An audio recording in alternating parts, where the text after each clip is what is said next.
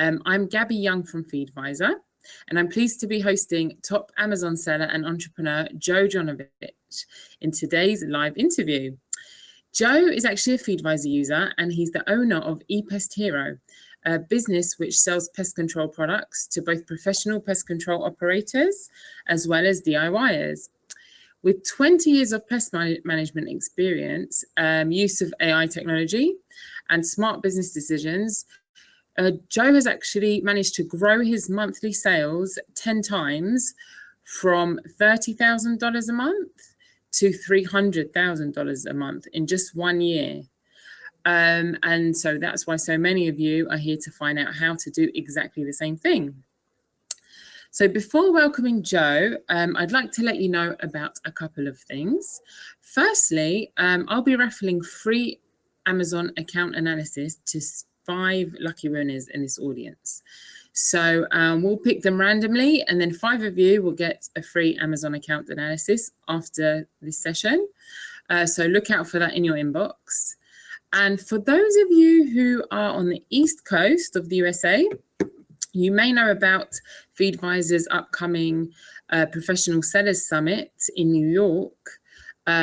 It's actually featuring some former Amazonians, top sellers like Joe and others. Lots of networking opportunities, and you'll also hear the latest advice and insights about selling on Amazon from some great speakers. The last few tickets are available at www.amazonsellersummit.com. And I just look at your screen now, and there's a poll, and you can just click on that if you would like me to send you a discount code to get one of the last tickets for the summit. We'd love to see you there. Anyway, without further ado, we're going to move on back to Joe. We've received hundreds of your questions. Thank you very much for sending them in. Joe will answer the most popular and relevant ones. And as always, we'll be taking live questions too. I've seen that many of you have already been sending in your questions, and so we're going to try and fit in as many as possible. You can just add them on the GoToWebinar player here. So now it's time to introduce our special guest, the one you've all been waiting for. Joe, please can you turn on your webcam? We'd love to see you. Hi, Joe. Thanks for telling me about the sound issue. I apologize to everyone. So our audience is really eager to hear about your business. We've had loads of questions. So tell us, where are you right now? I can see you're in your office. We're out of Florida. We're in the West Palm Beach area down in sunny South Florida. Nice. Always good to live in a sunny place. And as I do too. Tell me a little bit about yourself and how you got into the e-commerce business. Okay, and you hit some of the basics. I've been in pest control for over 20 years. I've worked for some of the top 20 pest control companies, that, all the name brands that people know that are national companies. Work with them. I do a lot of training for the pest control industry. And several years ago, I stumbled across some of these online sellers when working for a manufacturer. Kind of an interesting business model, and didn't think much about it. But several years ago, my wife and I, we had twin sons, and I wanted a job that was a little more time at home with the family. So decided to make a switch, and we jumped in the deep end doing an online business. It sounds like it was the right decision for you, huh? Yeah, it's been up and down. There's been times where I could say I didn't have more time with the family, but yeah, we're kind of getting back up, getting more help in here, and it's doing better now. So definitely. Great. Yeah, so more time and more money. So can't really get better than that. Yeah, absolutely. You can have one or the other. So tell us about your history with Amazon. When did you first start selling on Amazon? We started with Amazon. That would have been the winter of 2014, early 2015. And I was originally in the camp of just stay away from Amazon. They're too difficult to work with. They'll refund customers on a whim and give away your money, and you can't do anything about it. And I kind of fell into that trap and believed it. But then our seasonality of our business, in the wintertime, everything slows down quite a bit. So exact opposite of most online sellers. Normally Thanksgiving weekend, it dies. Everybody's buying gifts, not roach bait. And it's slow from Thanksgiving, December through January. So we just wanted to boost sales a little bit in the winter. And the plan was to dump Amazon in the spring and focus on our site and building our customer base personally. Okay, so obviously that all changed. We made it to about. So you're selling, originally you were only selling on your own website and eBay, and then you kind of decided to dive into Amazon just to test it out. Is that right? Yeah, absolutely. And like I said, it changed. It made it to about January of that winter. And then that's where, as we were jumping in a little more, realizing what was to it, that there's a lot of potential. It's just some things just shocked us that we would send it and it's still out of stock. We didn't think it arrived, and we checked and something sold out in 20 minutes once it got to Amazon. And we started to realize just the potential and the size and volume of that beast we call Amazon. Wow. So obviously we've had millions of questions about the methods that you implemented to increase your sales and growth of your business. Do you want to talk us through the process from when you first started selling online until where you are today on a very high level, and then we can dive deeper? Okay, and starting more general, probably the biggest changes we made was in that January. That's where we became more aware of FBA, how that works, and also the repricers. At that time, we were selling mostly FBM. We would go on, manually reprice daily, maybe weekly if we got busy, once a month. And in the beginning, we had no idea. It wasn't a human on the other side for our competitors repricing. So we realized the value of FBA. I know it varies by category, but in the home and garden category where we are, we typically see around a 15 to 20% price advantage for FBA. It can be 15 to 20% higher. And the algorithm could be quirky, but we say as a general rule, so that can cover all the expenses for FBA, and the value of Prime for the customers has been great. Then we started with a $10 repricer that half the time it wasn't even working. It was only rule-based. If a competitor dropped their price, we could set it to go a nickel below them. And it was that classic race to the bottom. So I want to say it was probably around end of January, we signed up with Feedvisor. And we went with Feedvisor, and immediately in the first 2 weeks where we were tracking it in detail, the pricing actually went up on a lot of items. That was one I didn't expect at all. So that part paid for itself. I'm sure you're happy to hear that. But it actually raised prices, and it kind of opened our eyes a bit more to how the algorithm works. Sometimes you can be $5 cheaper than competition and get 0 buy box. Other times you'll be the benefactor and be $5 more, and you'll still get the same amount of buy box. And so, having a repricer that was fully functional, taking advantage of those situations, and switching to FBA are probably the two top things that just started skyrocketing us to the top. Okay, so the top two things that helped you increase your sales by that much was shifting to FBA, which answers a lot of questions, because we've had at least 10 questions in the last few minutes about whether we should sell on FBA. So in your case, it was very successful, and having the right repricer. So in your case, it was Feedvisor, which I'm very happy to hear, and I'm not surprised at all. What is the third? There must be like a third magic potion that helped you, 10 times increase your sales. Those are the main two. I would say that alone is 90% of it. The rest of it is just the core general business practices. Probably hardest one for us was delegating, just to get to the size where you can afford to hire in some more people. In the beginning, it was just 2 of us. And then we got to where we can have somebody just shipping out packages. And then that allowed us to add more items, do more scouting, even just follow up with customers for customer service, instead of just packages sun up to sundown. And then from there, we've recently hired a product manager who her job is she's just putting up new products. So we scout, we identify them, and we say, here's your 20 new products to put up this week. So it's just continually growing, and the more we grow, the more we're delegating out. We're looking for a marketing director right now too, to kind of take some of that behind the scenes side too. And so just being able to take your hands off of that, it is very hard. Business is your baby, and you think you could do it better than anybody else, but we've got some great employees. So I would put that as number 3. I think a lot of sellers can identify with you. I think when it's your baby and your business, that's one of the hardest things. Really letting other people take responsibility for certain tasks. So it's really, really good advice you've got there.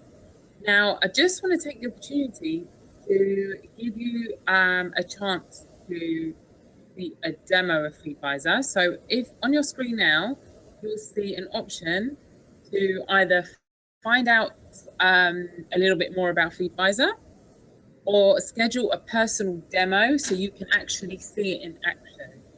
So I'll give you like a minute or so there just to get your requests in, because if you want to obviously increase your sales like Joe did, then one of the secret sources is to use the right repricer.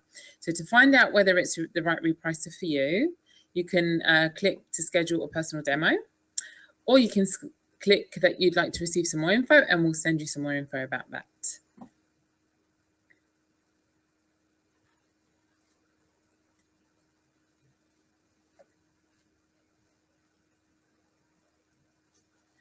Now, moving swiftly on. We're back, and now moving swiftly on. So now, going from the beginning again, how did you originally get your capital to build inventory? Yeah, and we started with just a couple $100s. So I know you get both extremes out there. We were pretty far to the side of just starting with what's in your wallet. We had a few grand set aside for doing everything. It was before, I left my job. My wife had started selling some stuff online herself too. And it would just be, identifying a product. And actually the first things we were selling online wasn't even pest control. I hadn't left my job at the time. We had the twins on the way. She actually started selling some baby items. So it's, our first sale was a SpongeBob cloth diaper.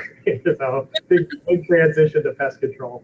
But she was looking at stuff like that and sourcing it for ourselves. And then she saw, hey, I can buy a whole bunch and get a discount.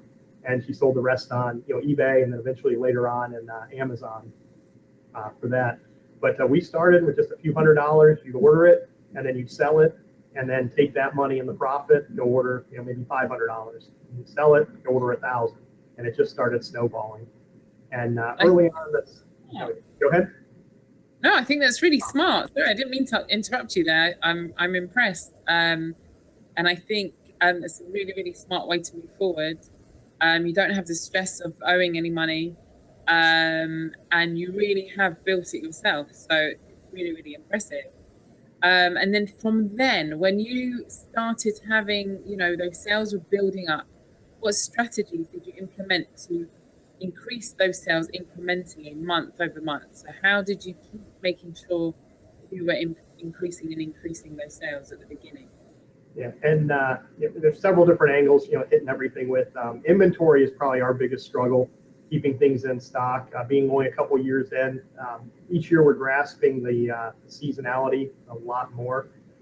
We use a lot of reports, even like Feedvisor's replenishment report is probably our favorite. The downloadable one, online's great, but there's what's it called, version 1.2 downloadable, where you can plug in this product. I want a 60-day supply. This one you want 30-day supply. And we'll use that. Now, our biggest challenge is what was 30-day supply in April. Come May, it might be a 7-day supply. So we're learning a bit of that on the back end and getting better at picking and modifying it for our own needs of what we need to do. But a lot of things constantly adding new products. Our goal is 4-fold growth every year. And so the first 3 years we kept that. Of course, the bigger you get, the harder it is to keep growing 4-fold. But getting to the point now where we've got people just adding listings constantly.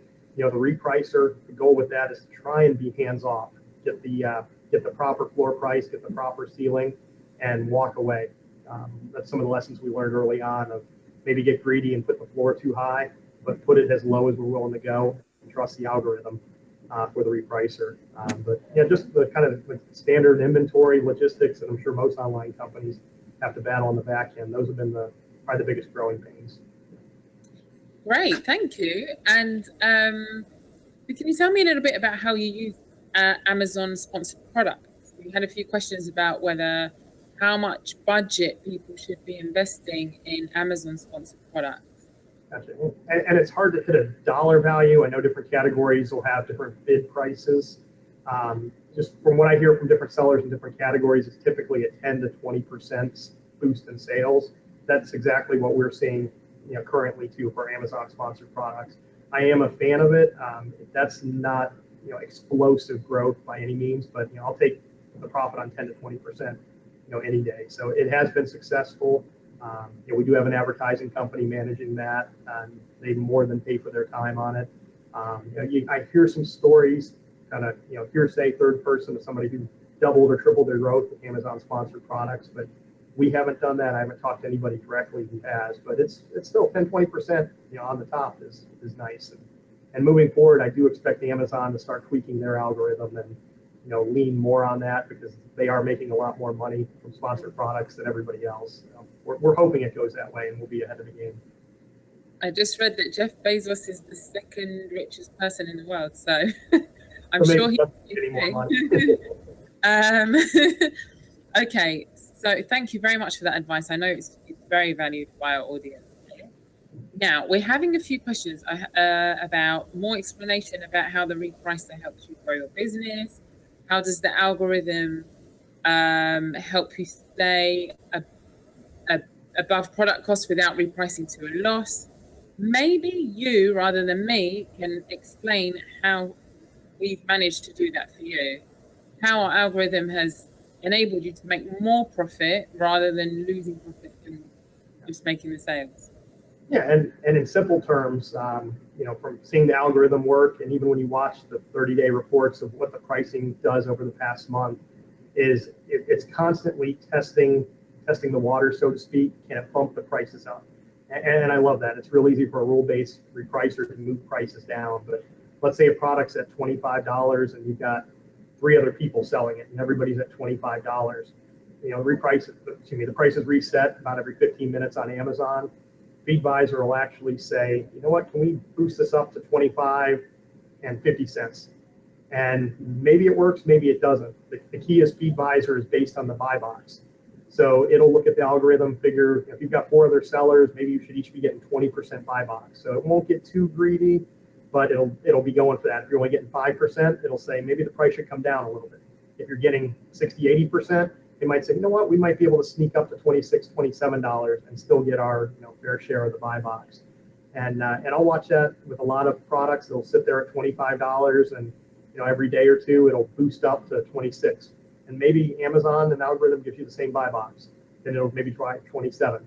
Maybe it'll go up to 28, and then all of a sudden Amazon slaps you down and says, all right, go buy box. And then Feedvisor will lower your price again. So it finds that sweet spot to be as high as you can.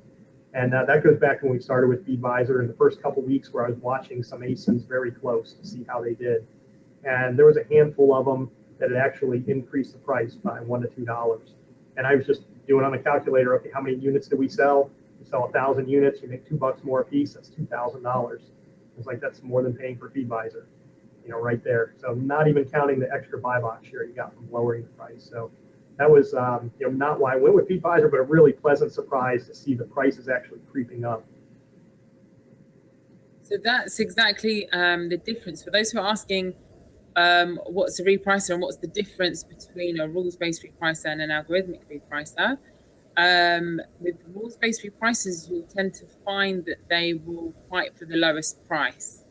And then what happens is you'll have a certain share of the buy box that you might be selling a loss or be selling at minimum profit.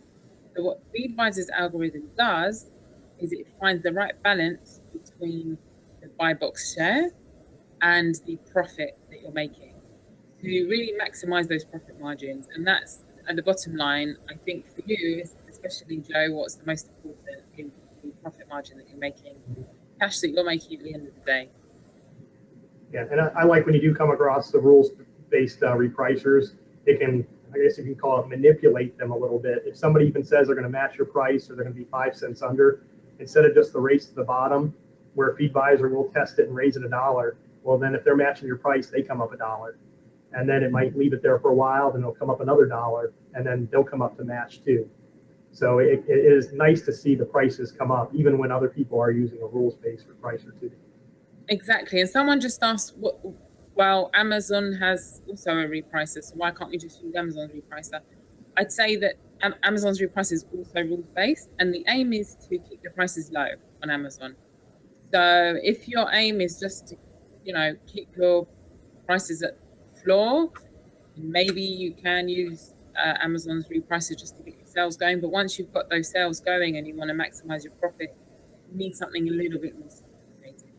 So I'm going to once again give you the opportunity to request a demo of Feedvisor if you do want to find out more. And then we'll move on to some other questions about, I know you guys want to hear about lots of different parts of the business.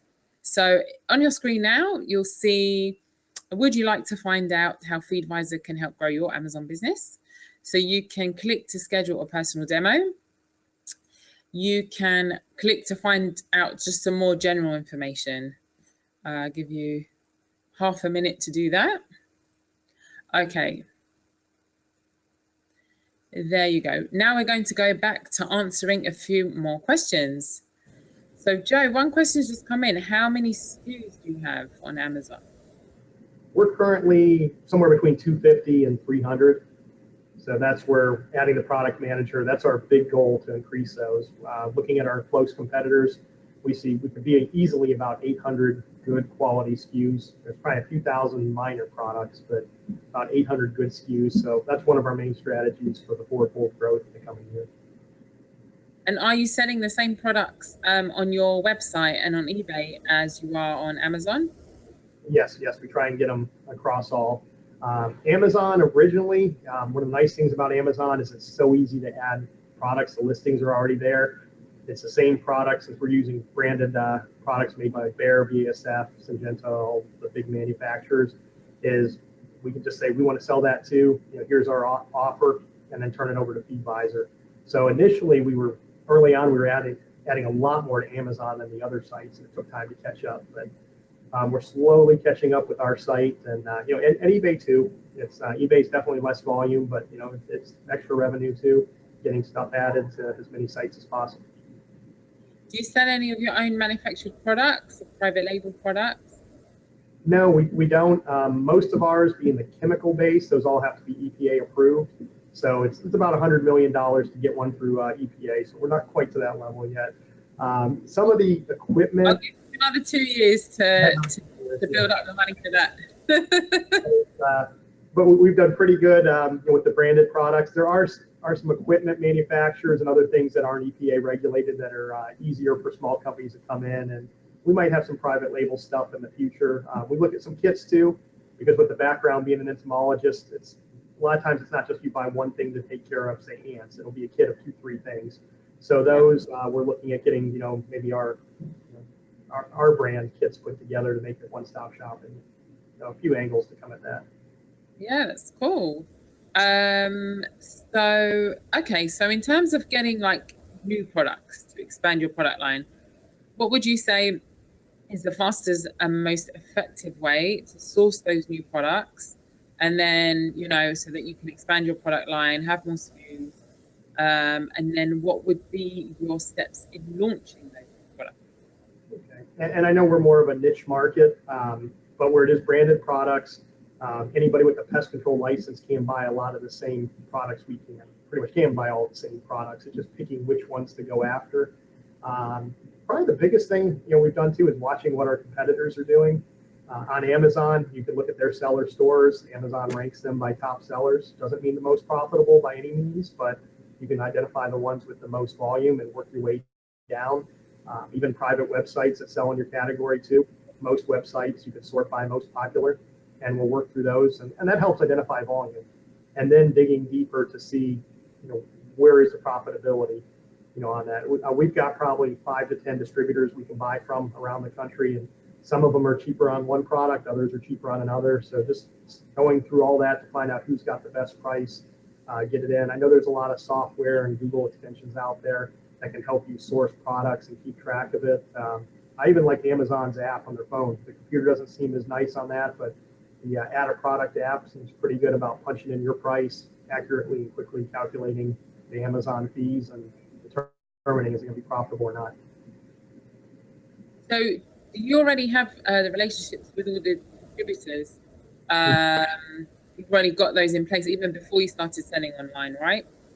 Yes. For the pest control products, that's where I've worked with them. I've worked for a manufacturer before, so that was a little bit of the leg up I had in the competition. There is I knew what the prices would be that they can sell. So if they tell somebody $75, I knew they were willing to sell it for 35, and get a little bit of advantage, and start out the gate full speed. Always a good little trick there. Okay, so let's see, how long do you typically allocate to a product to determine if it's worth replenishing or if it's more beneficial just to move on to the next?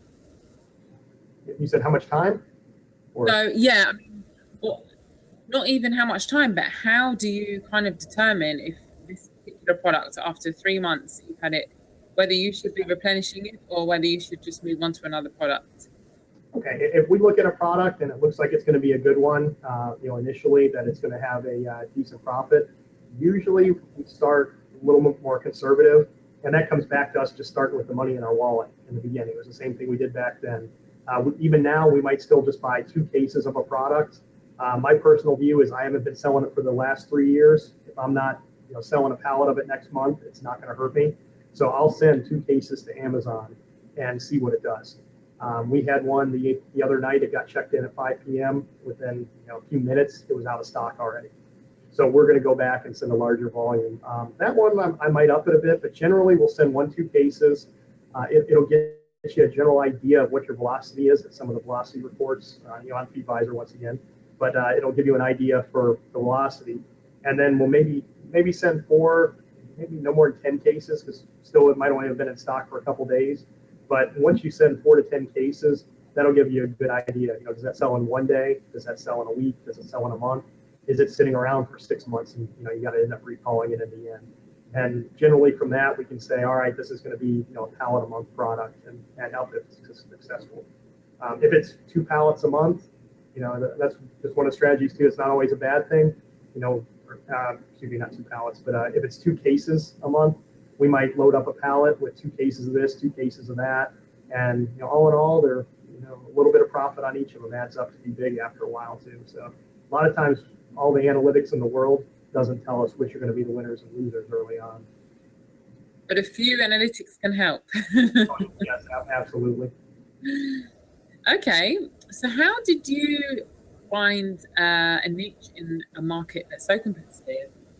Every category is filled with not only other sellers, but also vendors that can sell at cheaper prices. How did you manage to avoid those issues? Yeah, and it is highly competitive. Like I said, I had a little bit of edge early on, knowing the prices they can sell for, knowing what they would sell to my top competitors that are buying semi-loads at a time. So being able to negotiate hard and get the best prices. Plus in the beginning we were cherry picking, so it was give me this price or I'm not going to put your product up. And online, often it is a game of pennies or nickels or so. If somebody can beat you by 5 cents, you're not going to make any sales. So buying for the best price was definitely key for us. We've kept overhead low from the beginning. We started the first couple of years in our garage, the home. More recently, as we moved into the warehouse, we've gotten the forklift and pallet racking, and we've switched to freight shipments to Amazon, which for anybody who's kind of getting to that threshold, I encourage you to look at that. Previously to that, we would have 4 or 5 pallets, load them hand by hand, load the cases up on the UPS truck, every single day. And once we switched over to just putting them on the pallets and having a freight company pick it up, it cut our shipping costs from about 50, 60 cents a pound to down to about 20 cents, sometimes even less on that.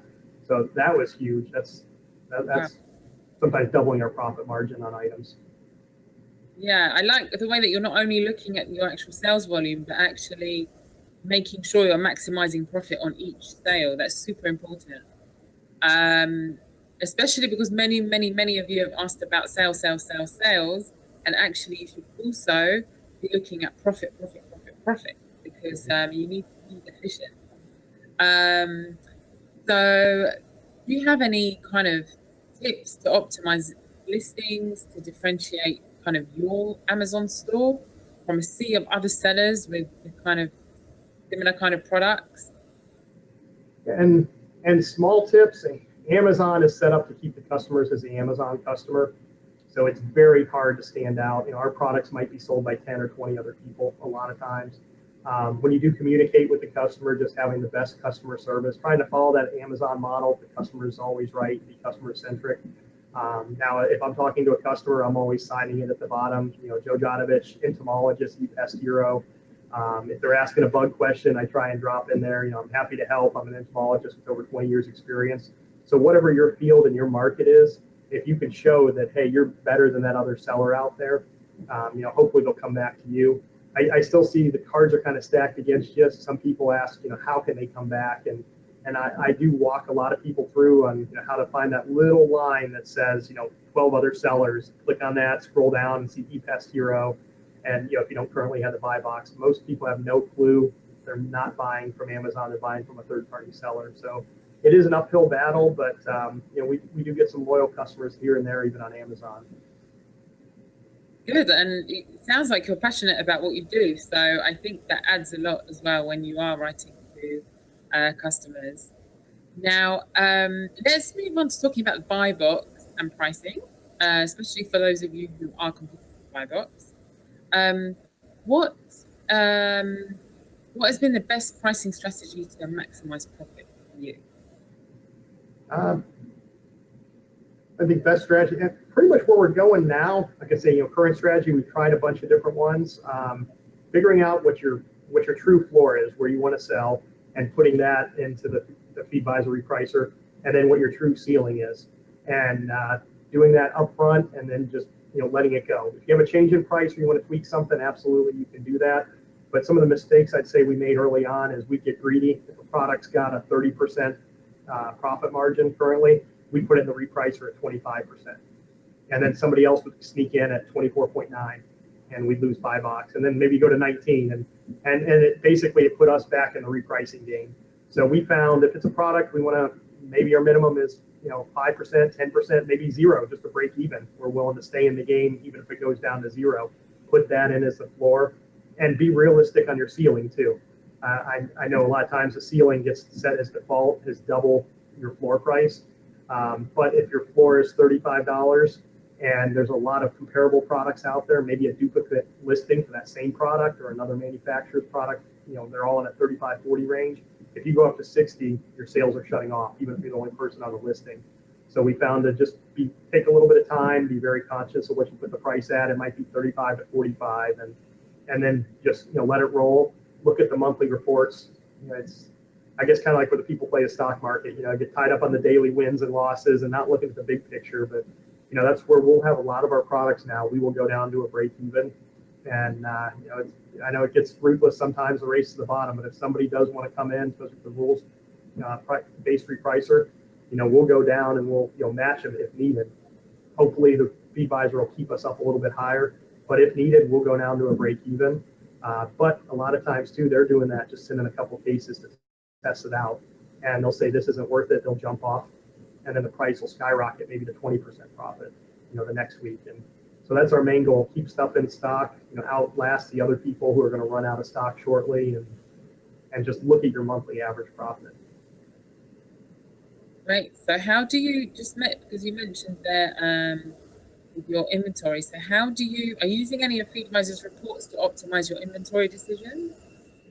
Yeah, the main one is the replenishment report. I like that. The downloadable one, the version 1.1 or 1.2, apologize, can't remember the exact name, but when it downloads into Excel, you've got a lot more options where you can set, you want a 60-day, you want a 30-day supply. It automatically calculates in the daily, weekly, monthly velocities, so you can dig deeper, to see do you want to tweak it. A lot of stuff, we try and keep at least a 30-day supply there, because if velocity ramps up or somebody runs out, 30 days can be gone in 5 really fast. We're getting better at predicting the seasonality. Certain products will say, let's keep at least a 60-day supply there. And then that report lets you, just real quick, just from a pull down list, pick 60-day, and it tells you send 618 units, this week. And we do it. Right. Okay, so moving on back to the buy box, we had a few questions about when Amazon enters the competition for the buy box. So when Amazon starts selling the same product, and we know it happens, what do you do? Yeah, and it's still tough. Yeah, in the past year or so, they've been dipping their toes into the kind of the pest control world. They're a little hands off, not sure if they want to start messing with products that could be chemicals, or if they want to stay clear. But anything for $1, they are getting into probably the top 5 or 10 in each category. We've seen a mix. Some products, for whatever reason, their floor stays fairly high, and we can compete. You're not going to win a majority of the buy box by any means, but you might still get 30%. But if it's a top 5 or 10 product, that could be millions of dollars even too, potential. So we try and keep a finger on the pulse of what's going on there. Some products, we see Amazon selling for less than supposedly what the manufacturer sells it for, and maybe they're trying to play that same game of run everybody else off so the price can go up or not. So we keep an eye on it. I know somebody early on asked about if we do FBA or FBM. We're almost 100% FBA. What I do love with FBM is kind of keeping your finger on the pulse of some products. So especially if Amazon comes in, if they're selling something for $21 and we say our break even's 25, we might put it FBM for 28. And if nothing sells for a year, it doesn't hurt us. There's no inventory, no storage fees. But then all of a sudden that product starts selling and we see that popping up to be shipped out, then we know something happens. On Amazon, we're digging deeper into that and finding out Amazon's completely, abandons, that product, maybe temporarily, maybe permanently, but, and not just Amazon, other third-party sellers also too. So that's something we utilize FBM for quite a bit. Great, thank you. Now you mentioned that you use, so FBA and Feedvisor. Now, what happens if your competitors are also using Feedvisor and they're also competing for the same buy box as you? How has that worked for you? And I don't have personal knowledge of which ones have Feedvisor, which ones don't. But with being analytical, the theory would be, not counting anybody else, if we come in and somebody else comes in with Feedvisor on the same product, it's going to be where it's looking at our floors, it's looking at our ceilings, and it's going to raise the price and make sure we're each getting what they determine to be a fair share of buy box. So in theory, 2 of us should be about 50%. And it'll still test the prices pulling it up. So maybe one price goes up $1, then the other person's Feedvisor should come up $1 too, and raise up the price. That's a good thing. You're only going to make more money that way, so that's good for all of you. Now, in terms of the balance between making more sales and more profit, just give me your point of view on that. Why people are talking a lot about maximizing sales when really profit is super important as well? Yeah, and I know that's 2 completely different camps people are pretty firm on. I'll say when we started, we were on the profit. That's what pays the bills is get the profit. And we were shipping just a few products here and there. We were definitely cherry picking. Even still today, we've got about 25% of the products we can. So we're picking the most profitable ones we can and just working our way down the list. But we are getting more and more into some of these high volume products that are several pallets a month, but it's a lower profit margin. As we've gotten, especially with the freight shipping, we can compete with those a lot better with our competitors who are shipping that freight also.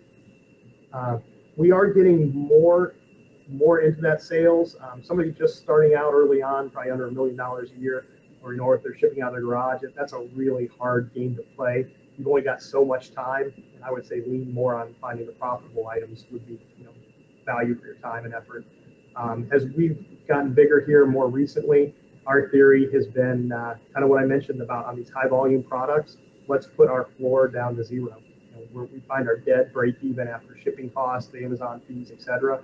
And let's just compete and see what we can do, and let Feedvisor take it from there. So if our break even is $25 and we have that as our floor, maybe we have it up to $35. It might never get above $29.95, but especially those high volume products, they run out of stock a lot. And then the hope too is maybe our competition gives up and they say, you know what, I'm not selling that for break even. And maybe they want to send a case instead of a pallet and put their money elsewhere. And we've had some runs with some major products that we'll go 2-3 months with 0 competition, where there was 20 people a couple months before. And sooner or later they catch on and realize it's 20% profit for large large volume product, they jump on, but Feedvisor is going to maximize that. If they stay high, we stay high. If somebody wants to have a rules-based repricer go down, it'll take us down as far as we can go. But I don't like losing money. I see no point going negative. If they want to go a buck under us, sell negative, they can. We've gotten big enough now. I'm getting my paycheck. My bills are getting paid. So if I'm making my money on my other 199 products and I got one that's breaking even, just battling it out, we can fight those battles. And kind of the mini me approach to how Amazon does stuff a lot. Just take it to the floor sometimes and run off everybody else. Soon they'll hire you to be the Amazon store owner. Okay, so thanks very much. I want to hear what your next steps are. We've only got a few minutes left, but I'm sure everyone wants to know, where do you go from here? Now you've kind of got to this point, a really good point. What are your next steps to grow even further? Okay, and a lot of it is adding products from Amazon. That's our biggest thing. We are looking at the other marketplaces too, expanding them. I'm a big fan of the marketplaces, but expanding into there, just getting more products up, hiring that product manager recently. That's going to just keep churning and growing bigger and bigger. And as we add products, the listings get up. Even on Amazon, they're pretty easy to get up, even if they're not there already. And then they're just on autopilot, and that's part of where Feedvisor helps a lot. If you get that floor set, and that ceiling set exactly where you want it, and you don't have to touch it, and you can put it on autopilot. We're going to keep working on shipping stuff as cheap as we can, and volume, getting the volume deals from the manufacturers. Now we're looking at pallet deals and truckload deals. I am very, very against debt. The way we started is the way I prefer to do it. We have done some Amazon lending deals for the manufacturer says, buy by the pallet, get 15, 20% off, this month only. And we bought product for the entire year. And, if we're looking where we want to make a 10, 15% profit margin, we can easily sell cheaper than everybody else. It looks like a lot of our competition will only buy maybe for that month. So there'll be a dip in price initially, but then the price comes back up and we're making an additional 15, 20% profit. And that's huge. So we want to take advantage of more and more of that as we get, deals with volume and scale. I'd say that, you've got really, really good advice there. Keep it lean. Keep everything as lean as possible, and that's how you maximize your profit and your sales. For those of you who are not sure whether to use FBA, I think for many categories it sounds like it's a good idea. Definitely, if you are competing for buy box, you should be using an algorithmic repricer like Feedvisors. And obviously, if you'd like some more information about that, we can give you as much as you like. I'll put up the poll again at the end so that you can have another opportunity to request some more information. And also just keeping everything lean, hiring the right people. How many people do you have working for you now? Yeah, we're at 5 right now. We've got several people for shipping out the packages that are either those few that are FBM or our site or eBay. We've got the product manager now. Like I said, we're looking for a marketing director. It'll be our newest one. So if anybody's listening, feel free to don't get yourself in trouble there. But yeah, so we're looking at all that. But we're contemplating, where things dip in the winter. And our big strategy for dealing with that too is add as much as we can in the winter. We'll convert a lot of people to product managers, just to keep them busy in the winter and add as much as we can. Last year we were successful of plateauing and not dropping, which is amazing when the country's under snow. That we could keep the same sales going for the summer. So that's the plan for this year. So I hope you keep growing from 300K a month now to hopefully by next year it'll be $1 million a month. I know it's hard to even imagine, but I'm sure $300,000 get there. It sounds like you have everything in place and great stuff. So I'll just give you one more opportunity. If you'd like to find out more about Feedvisor's a repricing solution or replenishment report, and how we can help grow your Amazon business and help you be more profitable, like Joe, just click on your screen, please send me additional information, or I'd like to see a demonstration, and we will make sure that you see one of those. What we'll do is we'll make sure that it's a good business fit for your business. For example, if you're competing for buy box, and you're already selling on Amazon, you must be already selling a certain amount on Amazon, then you can see a product demo.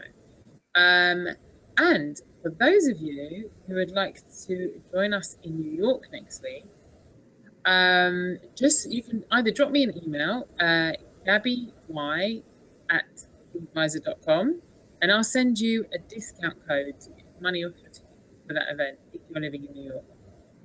Now, come back, Joe, onto the video. I want to thank you very much for your time. Lots of people really want to see the recording, so it has been recorded. If any of you have been late for the webinar, we will send you a recording.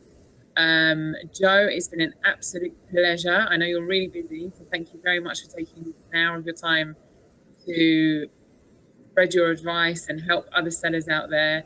I know they really appreciate it. You answered every question fantastically, and I hope that we see you again very soon. And thank you everyone for joining us. See you for the next Seller Spotlight very soon. Thank you, Gabby.